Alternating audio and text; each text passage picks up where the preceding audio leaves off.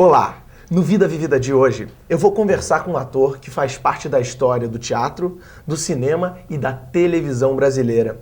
Com mais de 50 anos de carreira, ele já perdeu a conta de quantos personagens interpretou. Aqui ao meu lado, Emiliano Queiroz. Tudo bem, Emiliano? Tudo bem. É um prazer pra gente ter você aqui no nosso programa. É o meu prazer também estar aqui. Me diz uma coisa, Emiliano. Emiliano Queiroz é um nome bonito, forte, mas você queria ter outro nome?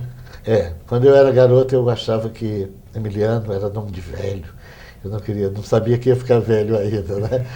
E aí eu queria me chamar Cleiton, porque eu descobri esse nome, eu falei, não, meu pseudônimo vai ser Cleiton. Mas aí o pessoal do teatro falou, não, tal. Mas veio de onde? Mas Cleiton, eu li uma coisa qualquer que tinha um Cleiton, eu falei, isso é um nome bonito. Bonito, Emiliano.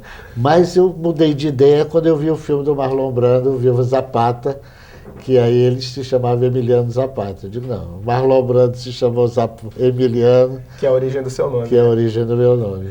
Então, o seu gosto pela arte surgiu em casa? Você transformava o quintal em palco? Como é que era essa história? A primeira vez que eu vi teatro na minha vida, eu era muito criança e já me apaixonei por aquilo. Depois brincava de fazer teatro, levei o teatro para o colégio. No meu colégio eu fiz um grupo de teatro chamado o Teatro de Arte de Fortaleza, o TAF, e aos 15 anos eu me liguei ao grupo do Teatro Experimental de Arte. Era um grupo muito interessante, Fortaleza, talvez o que houvesse de melhor em teatro naquela época lá. Era dirigido pelo Bedi Paiva, e o que havia de mais moderno, o que havia de mais interessante, era levado para aquele grupo. E eu estreiei nesse grupo com uma peça de Raquel de Queiroz chamada O Lampião, que estreou antes da montagem do Rio de Janeiro. E depois, em seguida, eu fiz teste para o rádio e me tornei radioator de uma emissora chamada Serra Rádio Clube, onde eu fazia radioteatro, era comediante, fazia locução, fazia todas as coisas, todas as solicitações do rádio. Você ficou quanto tempo trabalhando na rádio? Eu fiquei entre esse período do começo e a minha volta, depois quando eu voltei a Fortaleza, tipo 8, 9 anos por aí assim. E até que um dia eu fiquei muito impressionado quando chegou a companhia da Bibi Ferreira em Fortaleza. As companhias do Rio chegavam lá, o Teatro do Estudante, Pascal Carlos Magno, a companhia da Maria da Costa, Bibi Ferreira. Eu fiquei muito impressionado e achei, olha, eu acho que eu preciso aprender um pouco mais. E aí tomei a resolução de ir para São Paulo estudar teatro. Você veio para São Paulo especificamente para estudar teatro? Para estudar teatro. E aí, como na época não existia linhas de ônibus, avião era muito caro, eu não tinha dinheiro e tal, então eu peguei carona no famoso Pau de Arara. E aí era muito engraçado porque, como eu romantizava tudo, eu me sentia assim, fazendo o filme do John Ford, o Tempo das Diligências e tal. E tinha um garoto que, quando descobriu que eu ia ser ator em São Paulo, falava, vai comer gilete na Praça da Sé e tal. E aí cheguei em São Paulo, fiz vestibular para a EAD, mas a EAD achava que eu precisava ficar pelo menos um ano me adaptando, por causa de sotaque, de falta de experiência, de uma vivência de uma cidade maior. E eu fiz o vestibular da Federação Paulista de Teatro, que me absorveu imediatamente. E aí estudei durante 2 anos nessa federação, foi quando eu tive o meu primeiro contato com o Eugênio Kuzet, e depois voltei ao Ceará para inaugurar a televisão, que na época estava inaugurando as televisões regionais. Você fez teatro em São Paulo e você voltou para atuar na televisão. Já era teledramaturgia? Já. Na época eu fiz em São Paulo, nessa época da escola, eu fiz uma participação no Pagador de Promessas, no TBC, direção do Flávio Rangel, a peça do Dias Gomes. Foi meu primeiro contato com o Dias Gomes. E fiz umas outras peças, Nega de Maloca, umas peças infantis. Fiz pequenas participações na televisão, na época na TV Tupi. Isso tudo em São Paulo? Tudo em São Paulo. Aí quando me convidaram para voltar a Fortaleza, eu tinha terminado o curso de teatro, a minha intenção era estudar em São Paulo e voltar para aplicar aquilo em Fortaleza, a minha experiência do teatro e da televisão. E aí, quando eu cheguei em Fortaleza, estava sendo inaugurada a TV Ceará, eu trabalhei, participei preparando atores, porque os atores de lá, meus colegas do rádio, não tinham tido contato nenhum com a televisão. Era a primeira vez que a televisão chegava ao estado. E aí trabalhei durante 3 anos na TV Ceará, onde fiz centenas de personagens, fiz dezenas de ofícios dentro da própria televisão, mas nas férias eu voltava a São Paulo. Numa dessas vezes fiz cinema e descobri que em São Paulo estava lidando com o videotape. Então eu entendi que a televisão regional ia acabar no momento em que o videotape chegava ao Brasil. E aí decidi voltar para São Paulo. Seu primeiro trabalho aqui de volta, quando você Meu chegou? primeiro trabalho, eu procurei Flávio Rangel, que tinha sido meu diretor no Pagador de Promessas, e ele estava com a companhia da Maria de la Costa para montar o Depois da Queda do Arthur Miller. E eu entrei para a companhia da Maria nessa ocasião, fiz quase 2 anos a peça, e fui mudando de papel, crescendo de papel. No final, quase que eu fiz o papel do Paulo Otran, porque eu já tinha passado o ano. Eu tinha um elenco maravilhoso, onde tinha Maria de la Costa, Paulo Otran, Araciba Lamanhã, Juca de Oliveira, Dina Schwartz, praticamente estreando no teatro, Suzy Arruda, era um elenco maravilhoso. Durante esse período da minha volta a São Paulo, eu comecei a fazer televisão na TV Paulista. Algumas coisas na TV Cultura, outras na TV Tupi, mas principalmente na TV Paulista. E estava fazendo uma novela chamada Eu Amo Esse Homem, com a Nídia Alicia, onde Denis Carvalho trabalhava garotinho nessa novela, por volta dos 14 anos, e essa novela fez muito sucesso, e eu fazia o protagonista.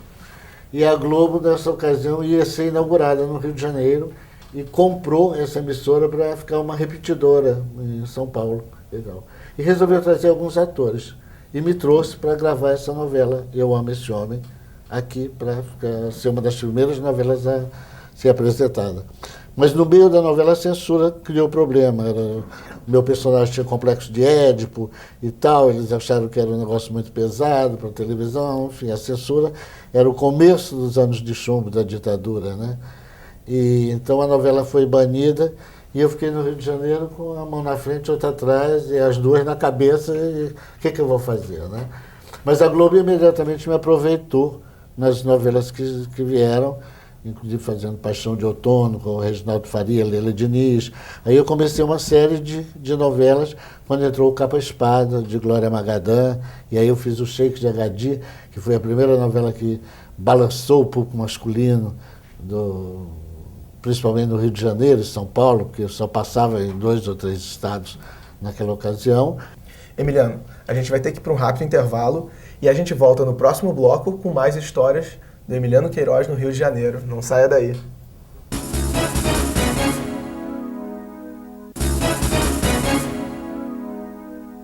E o Vida Vivida está de volta. Hoje eu converso com o ator Emiliano Queiroz. A gente terminou o último bloco falando, né, da sua passagem no Rio de Janeiro com uma peça, Os Fantásticos. Tem uma história engraçada dessa peça, como é que foi? Eu estreiei no Rio de Janeiro, era um musical, Os Fantásticos, um musical que até hoje continua em cartaz no Off-Broadway, e eu fazia o jovem ator, um ator que pulava e morria, era só o que ele sabia fazer. 35 anos depois, eu fiz o velho ator, que era um personagem lindo, que fazia parte de um grupo de saltimbancos e tal. E com o velho ator, 35 anos depois, na mesma peça, eu ganhei o meu prêmio Mambembe e o prêmio Ibel para melhor personalidade teatral. Então tem essa história com Os Fantásticos. Você conta pra gente uma história de ter estudado teatro, o que não era uma prática comum quando você começou a fazer teatro? De uma certa forma, sim, porque esse meu grupo em Fortaleza, do Teatro Experimental de Arte, nós já trabalhávamos com as pessoas mais experientes que nos transmitiam conhecimentos. Então, por exemplo, nós tínhamos um mestre da direção chamado Valdemar Garcia, com quem eu fiz o papel de Jesus Cristo pela primeira vez, tinha 17 anos, fiz o Cristo, e ele nos ensinava, por exemplo, maquiagem, caracterização, elaboração de cenários, sabe, prosódias e tudo mais. Tínhamos as outras pessoas que nos davam noções de dança e tudo mais, mas eu já sabia da existência de escolas de teatro, sempre soube, desde que eu me iniciei. E no rádio também o meu aprendizado veio através dos mais velhos, que iam me passando e tudo. E a gente foi às ruas para perguntar o que o povo queria saber de você. Vamos dar uma olhada? Vamos. Tem uma perguntinha aqui. Emiliano, eu queria saber como que você reage às críticas negativas. A primeira sensação é assim meio de decepção. Depois você avalia e ver, às vezes, até que a pessoa tinha uma certa razão naquela crítica e se recompõe. Você tem um personagem que é emblemático, né? Que te marcou bastante, que é o Dirceu Borboleta, que foi no Bem Amado. Fala um pouquinho pra gente como é que foi esse personagem pra você, as pessoas te reconheciam na rua, como é que era? Esse personagem foi muito interessante, porque foi a estreia da televisão a cor. Quando nós começamos as primeiras reuniões para o Bem Amado, que ia ser realmente a primeira novela em cores, a cores, na reunião com o Daniel e com o Daniel Filho e com o Regis Cardoso e com o Dias e com o elenco todo, eu falei isso, que eu tinha achado isso, que achava que era um viveiro de pássaros, era uma coisa assim e tal.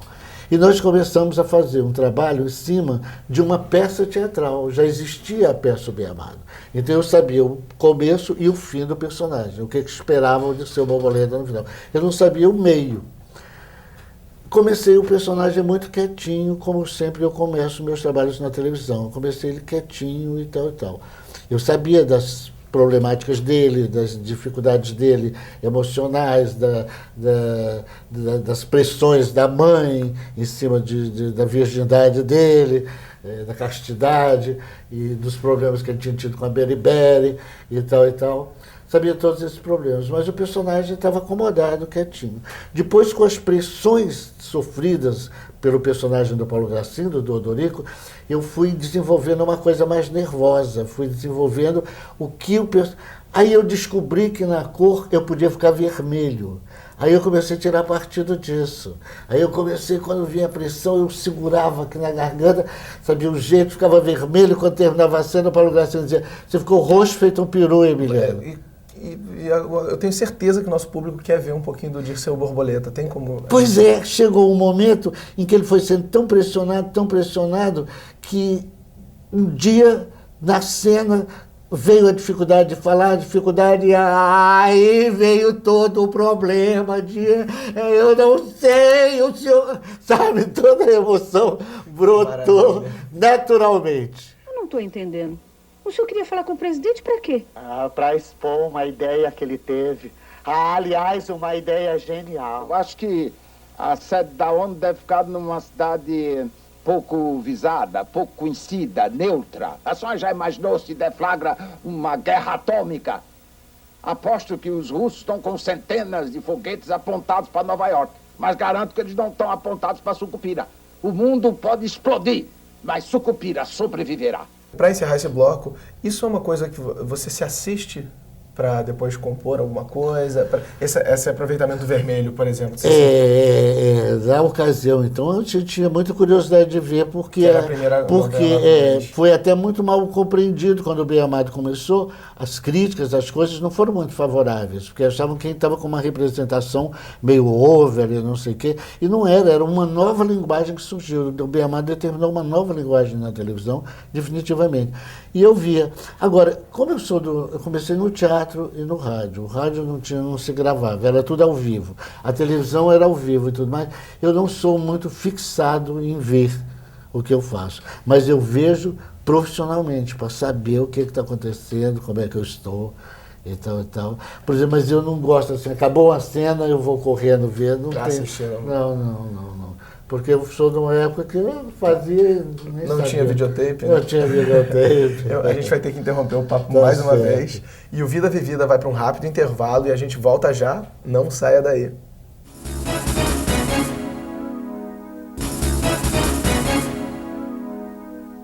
Estamos de volta para o último bloco do programa Vida Vivida, hoje recebendo essa história do teatro, da televisão e do cinema brasileiro, Emiliano Queiroz.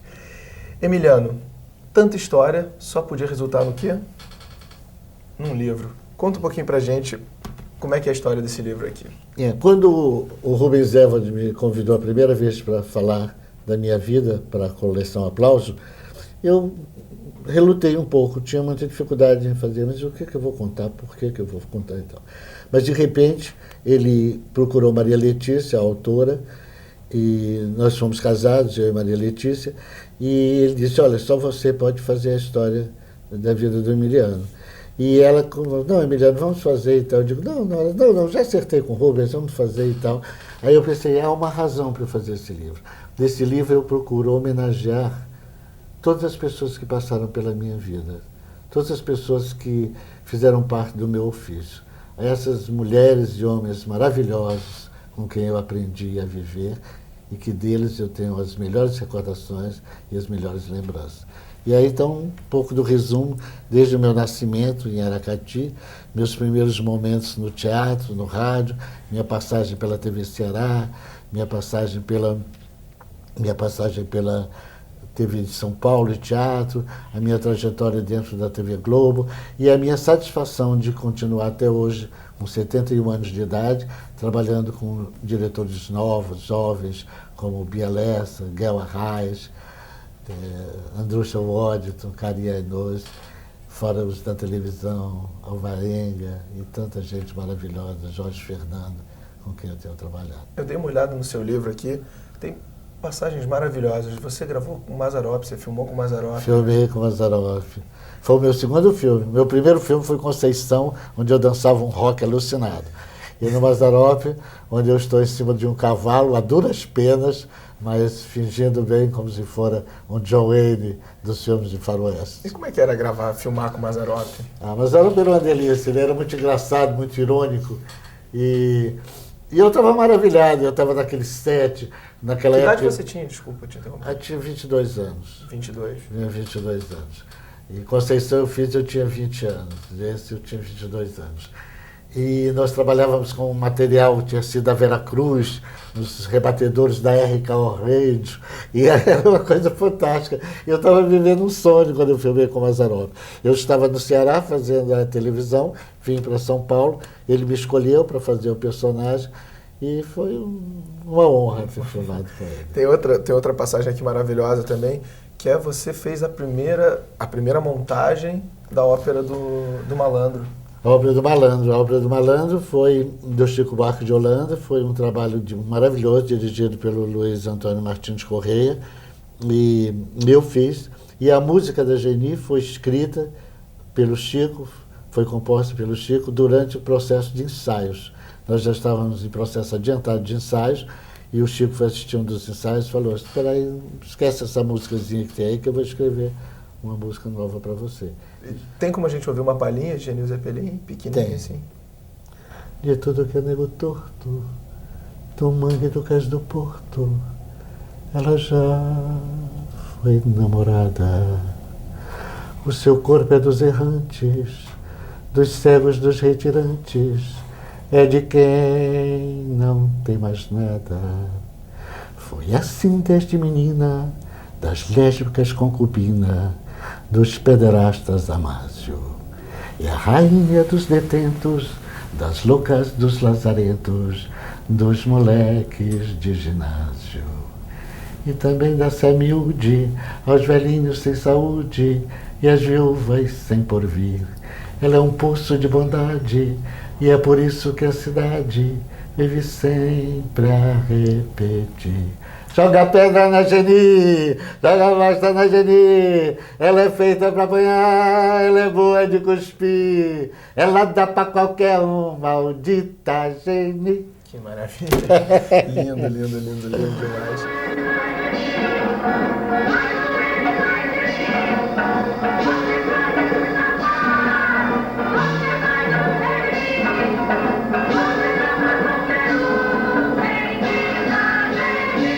Uma coisa que você não falou pra gente, seus pais incentivavam sua carreira? Muito. Seu pai trabalhava com... Não. Meu pai foi topógrafo, ourives, joalheiro, e minha mãe professora primária e depois as famosas prendas domésticas. Mas eles me estimularam muito, assistiam meus trabalhos, tudo muito discreto, de longe. E não tinha muita rédea sobre mim, porque eu era muito rebelde, queria fazer todas as coisas ao mesmo tempo. E a única exigência que eles faziam, com toda a permissividade que eles me davam para o teatro e tudo, era que eu continuasse estudando e tal. Mas na decisão de vir para São Paulo, não teve... Eu já tinha perdido meu pai nessa época, já não tinha mais meu pai, quando eu fui para São Paulo. Mas minha mãe foi cúmplice até o final da vida. Tem mais uma pergunta do povo para você, vamos dar uma olhada? Vamos dar uma olhada. Oi, Emiliano.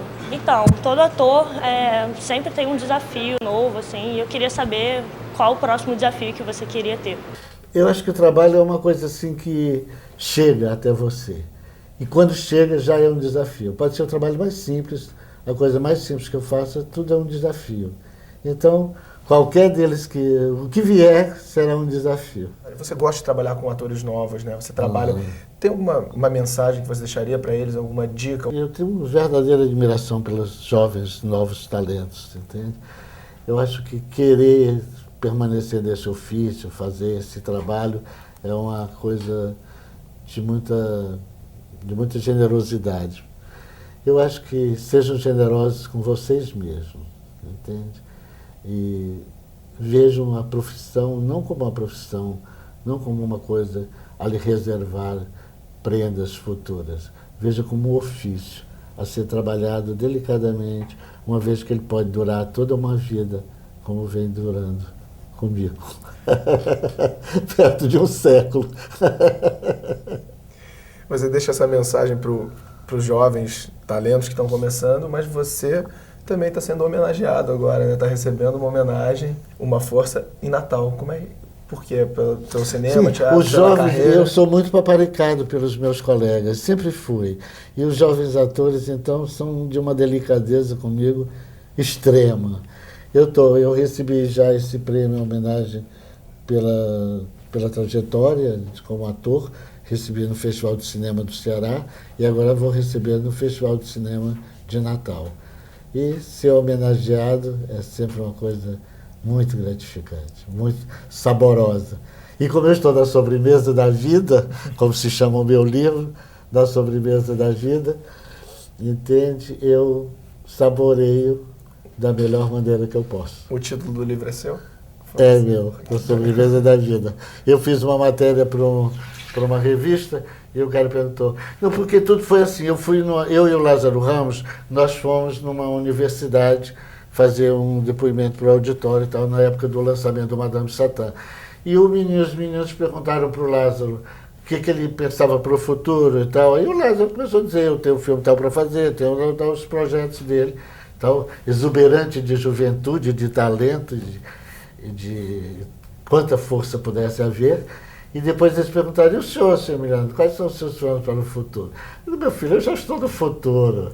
Eu estou na sobremesa da vida, então agora eu tenho que saborear um cafezinho, um licor, depois outro cafezinho, e assim eu vou vivendo. A gente está chegando no fim do programa, Emiliano. Eu queria te pedir um favor. Você podia encerrar para a gente com o Dirceu Borboleta, que eu tenho certeza que o público vai querer dar um tchau. Obrigado, eu fico muito feliz de você ter assistido o programa. E o Dirceu já está velhinho agora, mas um beijo carinhoso. Um beijo para você, brigadão pela sua presença, foi um prazer. Obrigado a vocês todos. E o Vida Vivida vai ficando por aqui. Se você quiser mandar alguma sugestão para o nosso programa, envie um e-mail para tvuniversidade com C, @universidade também com C.br. Tchau e a gente se vê no próximo Vida Vivida.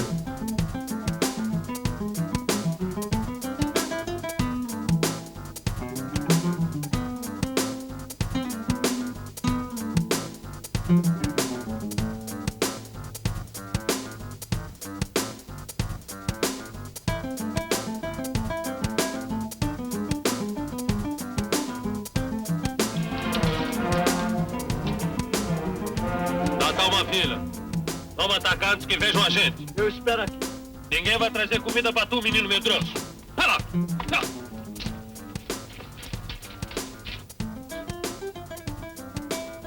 Tu nunca ajuda teu pai. Por quê?